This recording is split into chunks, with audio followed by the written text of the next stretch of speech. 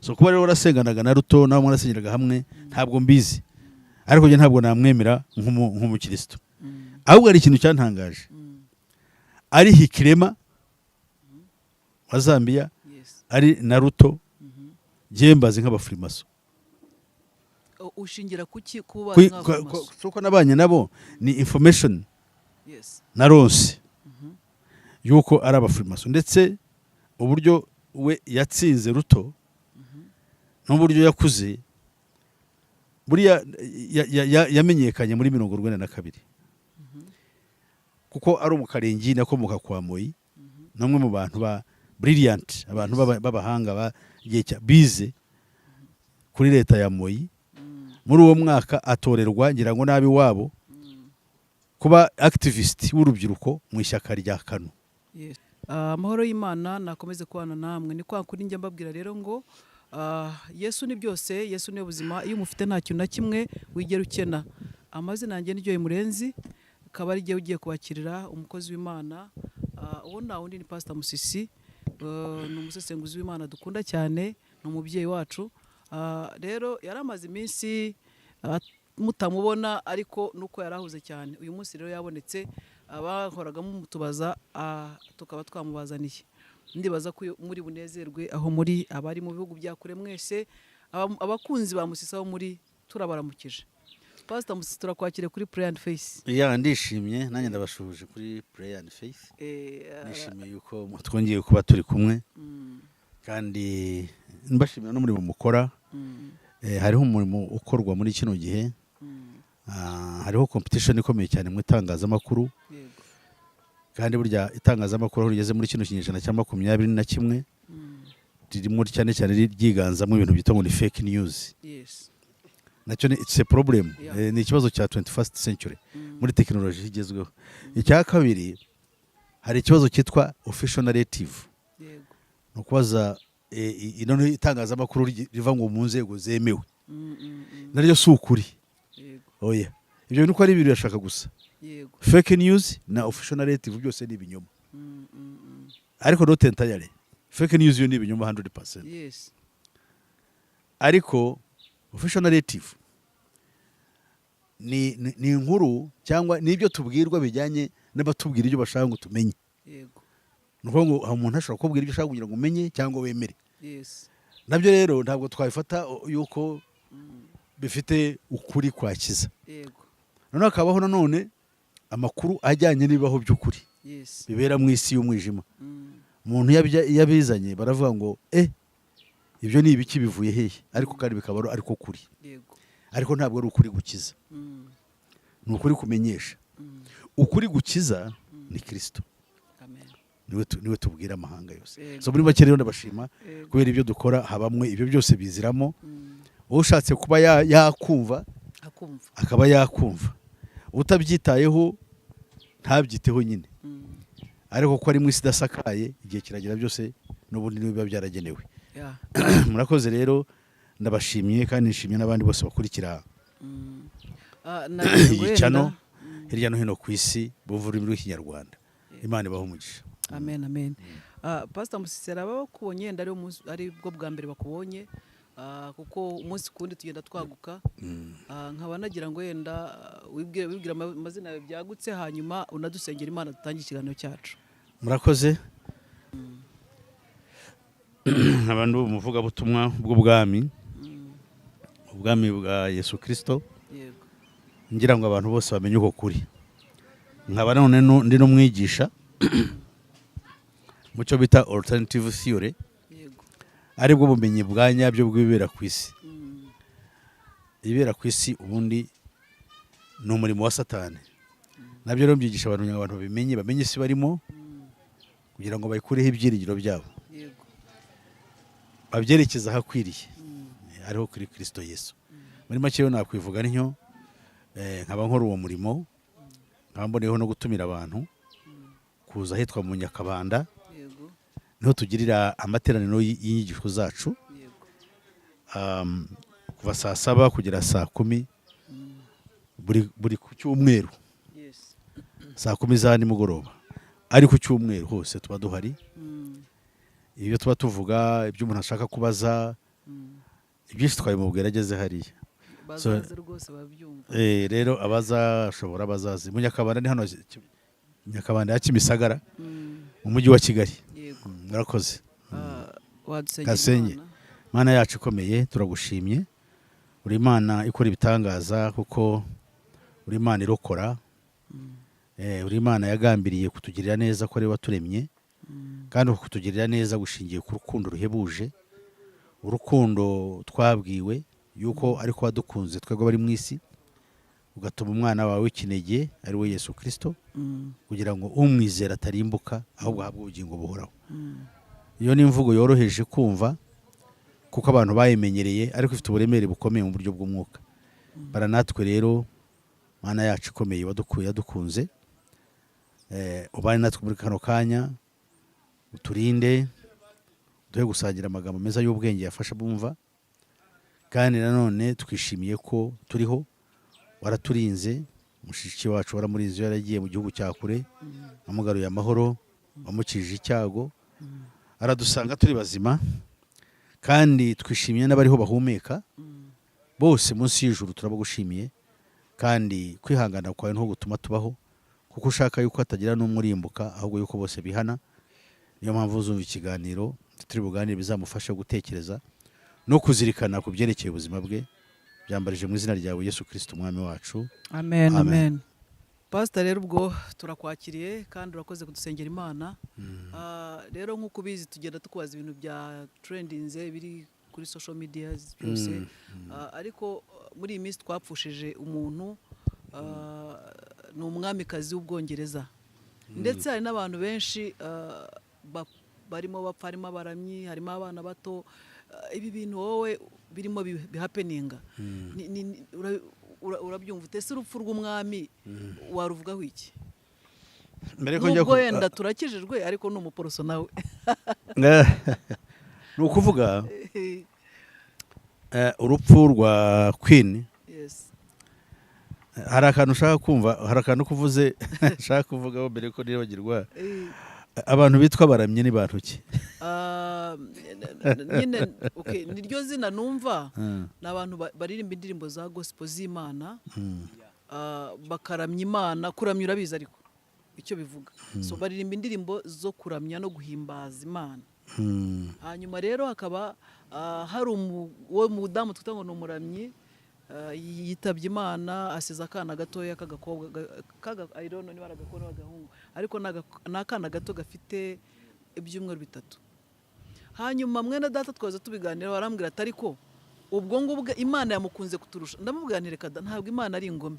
Ndumva Imana itafata umubyeyi ufite akana gato ngo imujyane gusa ityo. So ndavuga rero nibyo ari byose kuko yarayikoreye, yakashyizemo imiyaga, bambwa nk'abantu bisi niko bavuga, byibura ikamubabarira akayirerera umwana. Ariko tubiganira gutya ko ndavuga ngo ibyo ari byose icyo kibazo ndi bukikubaze. Rero Imana isarura ituma abana batoya bagenda bakajyana n'umuntu nka Queen y'imyaka 90.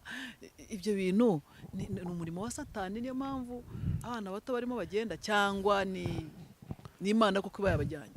Mbere gatoya, ikintu cyitwa gupfa ni ikintu kibi cyane. Ubundi urupfu ni ikintu cya nyuma kibi cyane umuntu ahura nacyo. Ni nayo mpamvu cyitwa umuvumo. Umuvumo, ubundi urupfu ni umuvumo waje ku isi.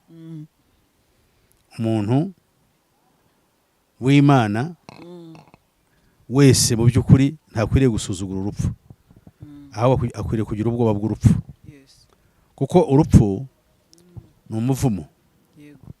Ni umuvumo wazanywe no kugwa k'umuntu. Ni ikintu kibi cyane rero kuri twese, haba ukuze, haba umuto, haba iki byose.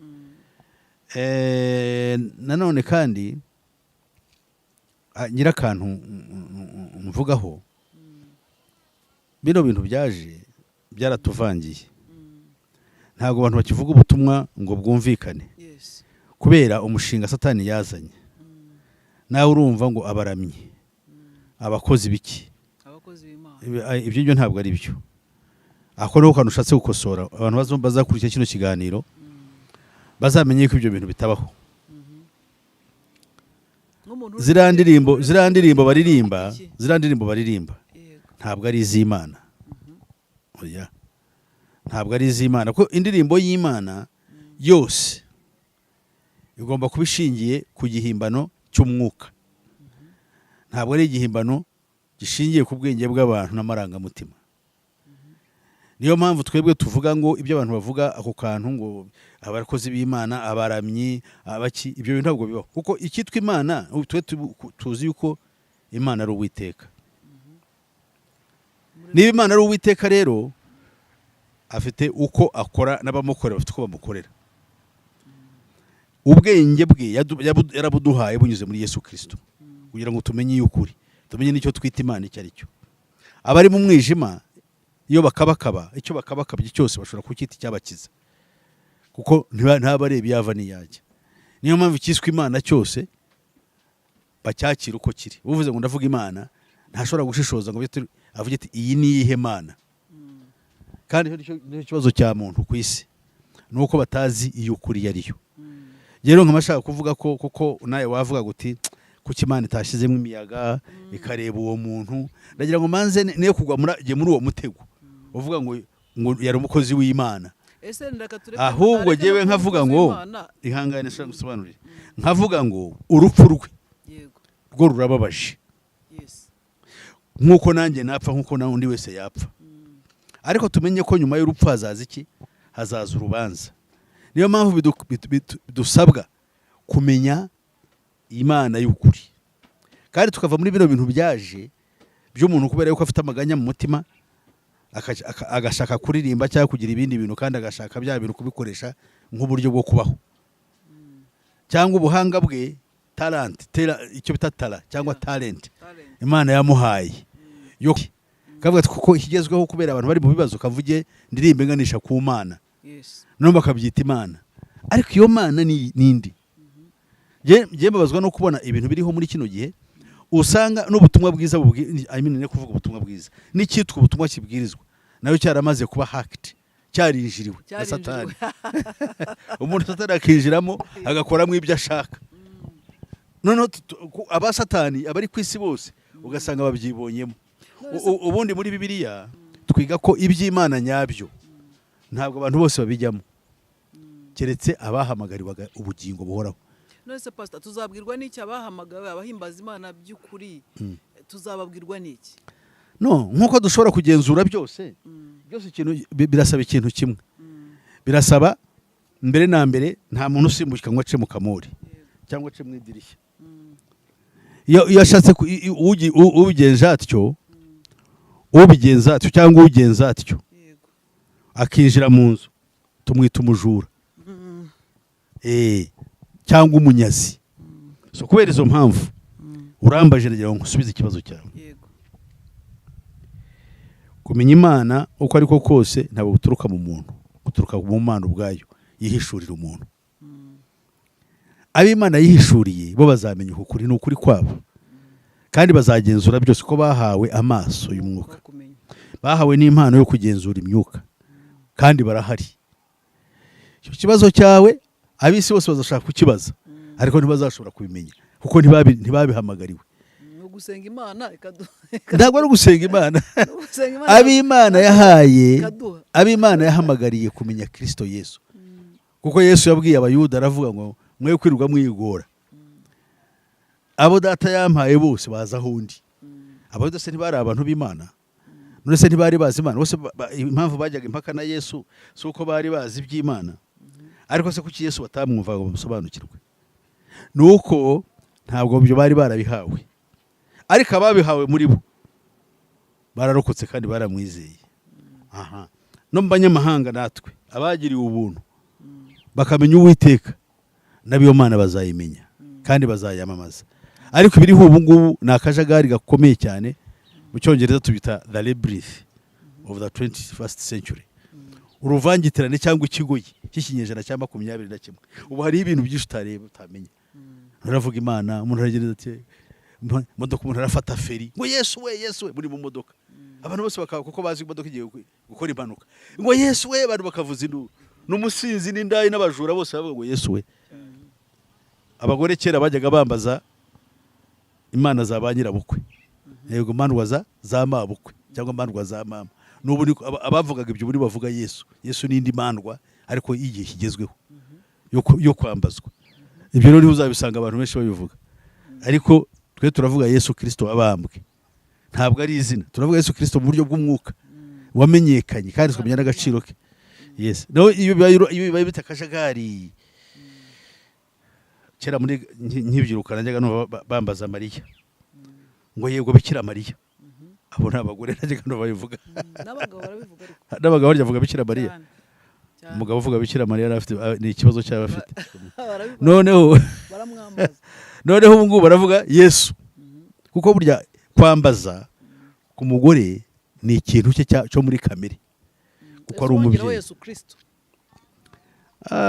yego Yesu Kristo. Oya, byose burya ni bimwe, byose ni bimwe.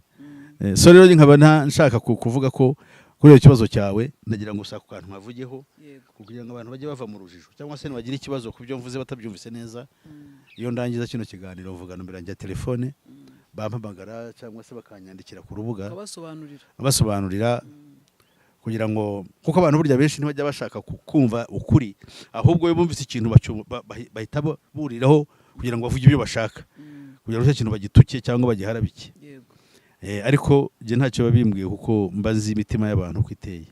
Hanyuma rero urupfu rwa Queen, nyine ndabona ngiye kongera kubazaho gato. Urupfu rwa Queen turabizi ko abantu bakomeye akenshi baba bari connected na Kristo n'ibiki. Ese urupfu rwa Queen narwo rwaba no oya, gupfa yagomba kuzapfa n'ubundi, ntabwo ari moto. Kandi yaranaramye, uvuze neza.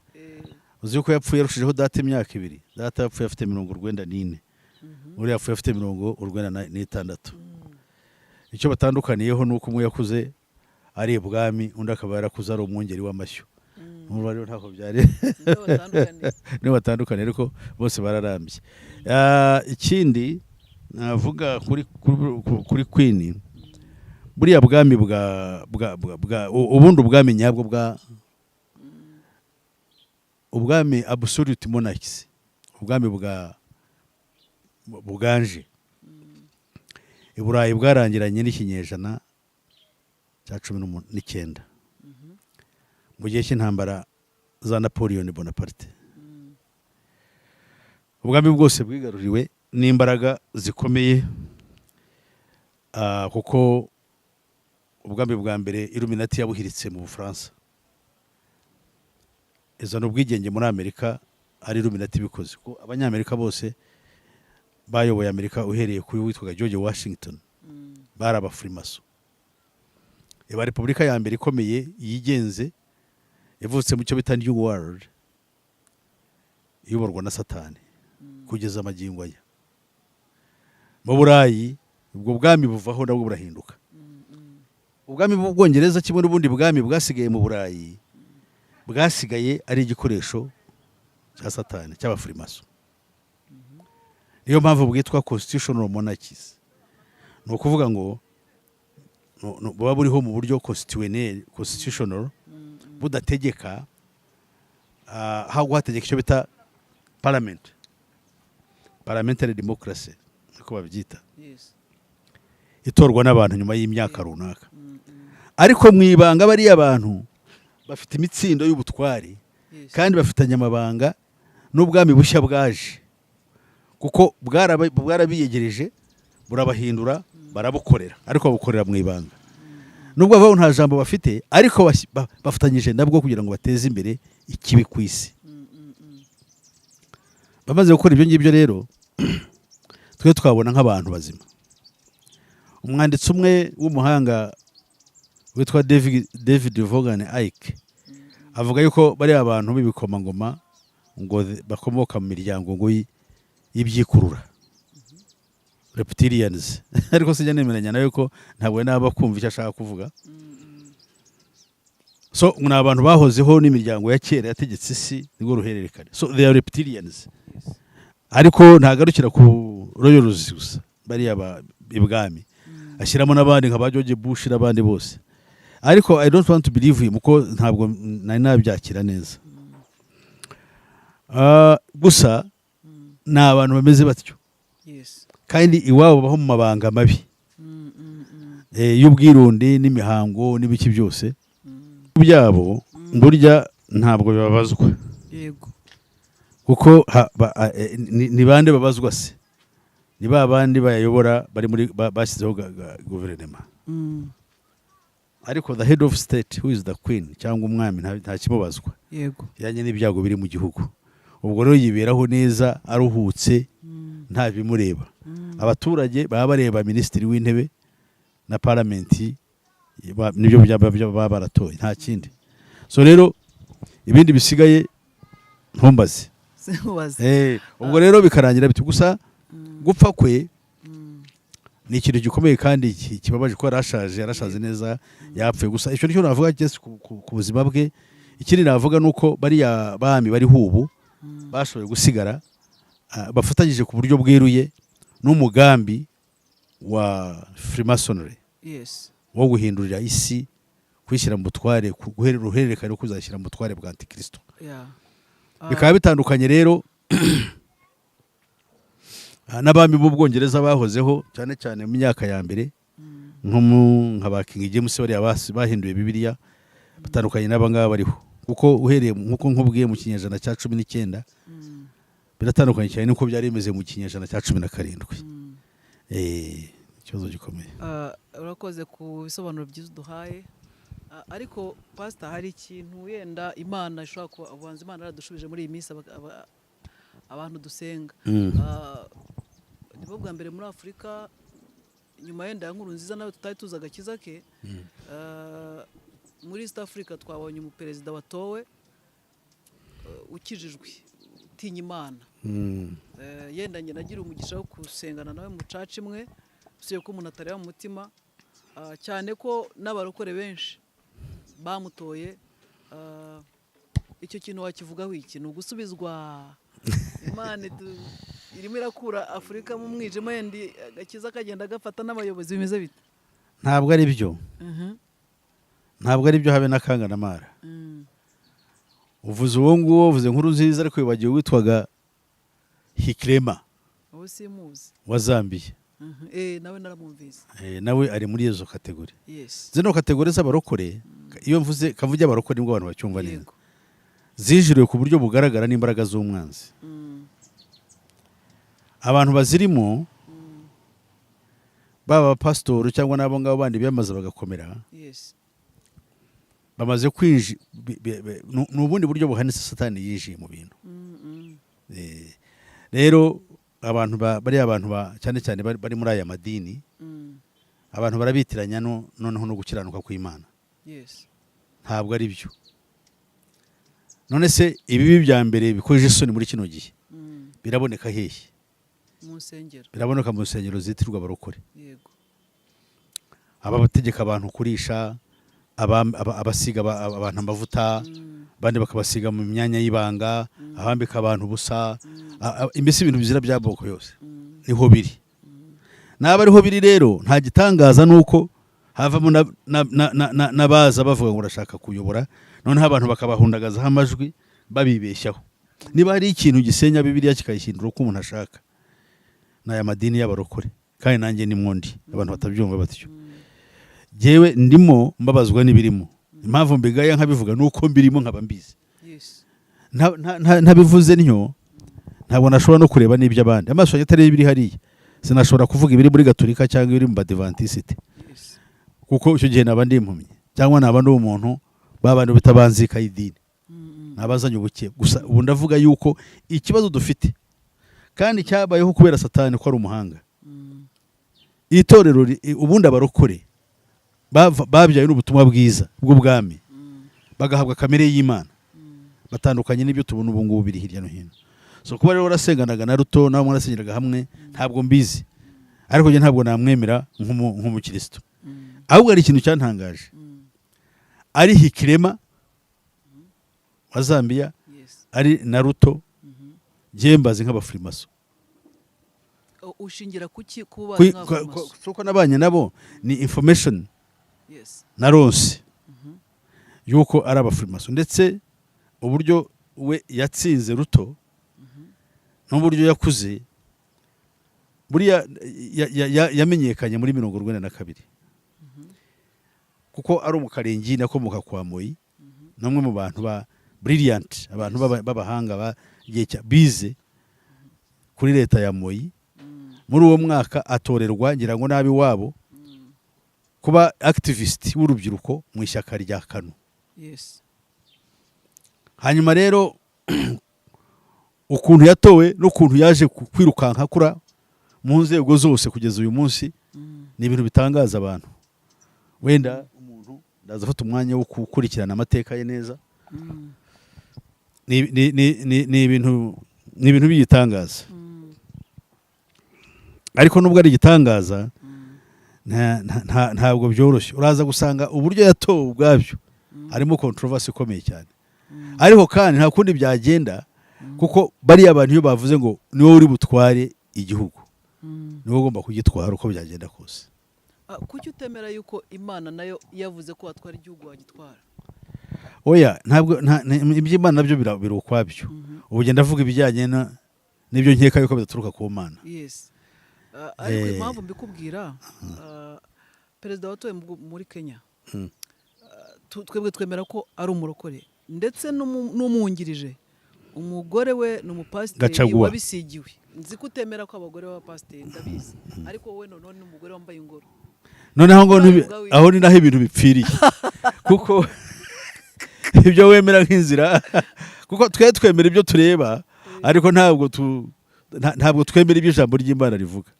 Kuko ntabwo dufite umwanya wo dukunda ibintu bya excitement, dukunda ibintu bidushyigikira mu nzego zacu kandi Satani arabizi. Niba ari ibintu bijyanye no kuvuga ngo runaka ni umwirabura, twebwe abirabura turabyishimira, sibyo? Nubwo yaba apfuye ariko ari umwirabura aba amaze kuba mwene wacu. Niba ari umwarabu abarabu baramwishimira, niba ari umuzungu abazungu baramureba nubwo yaba ari ikigoryi ariko bakumva bamukunda. Buriya nka buriya Obama bavuga ko ari much brighter kuruta Trump. Bavuga ko ari umufrimoso. Ihangane ntacyo shaka kuvuga ngiki. Sishaka kuvuga yuko ari umutagatifu. Ndavuze ngo nkwaye urugero. Barack Obama he was much brighter kuruta Trump. Ariko yari umuzungu Trump, abazungu barishimye uko haje mwene wabo. Ariko yagiye kurangiza induru zivuze arwaniye no muri White House akoze ibidakorwa. You know? Ariko kuko yari umuzungu gusa byonyine ibyo.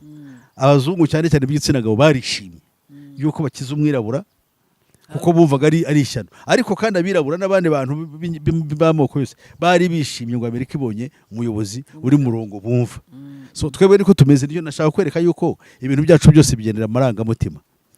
Ni nayo mpamvu ivuga butumwa ry'iki gihe impamvu rikurikirwa n'abantu benshi ntabwo rishingiye ku kuri kwa Bibiliya, rishingiye ku marangamutima y'abantu no guha abantu ibintu bya liberalisme. Niba ari abagore niba abayobozi kandi abagore nibo benshi mu itorero, icyo gihe ni majority bazabivotingira bavuye turashaka yuko abagore bagira bate bayobora. Ahisigana no n'abatinganyi nabo bagenda baba benshi cyane. No igihe kizagera n'ubu ngubu barimo baratorwa n'intambara matora ariko barashaka kumvikanisha ibintu byabo.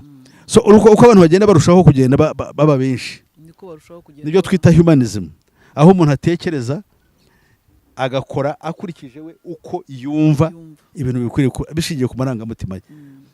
Ubundi mbere umuntu yajyaga akora ibintu agatinya ibintu abajije akumva yuko iki Imana nticyemera, iki Imana iracyemera, iki Imana itemera nawe agahita kiba yumva yuko nubwo yaba agikunda akumva yuko Imana itacyemera ntakwiriye kukikutaho. Ariko ubu siko abantu bamera. Instruction y'umuntu yaturuka imbere muri we. Uhereye mu kinyejana cya 18 umuntu ayoborwa n'amarangamutima. Icyo abona kibukwiriye yumva cyagira icyo kibumarira nicyo agomba gukora. Right? So kubera rero izo mpamvu dufite ibibazo bikomeye cyane.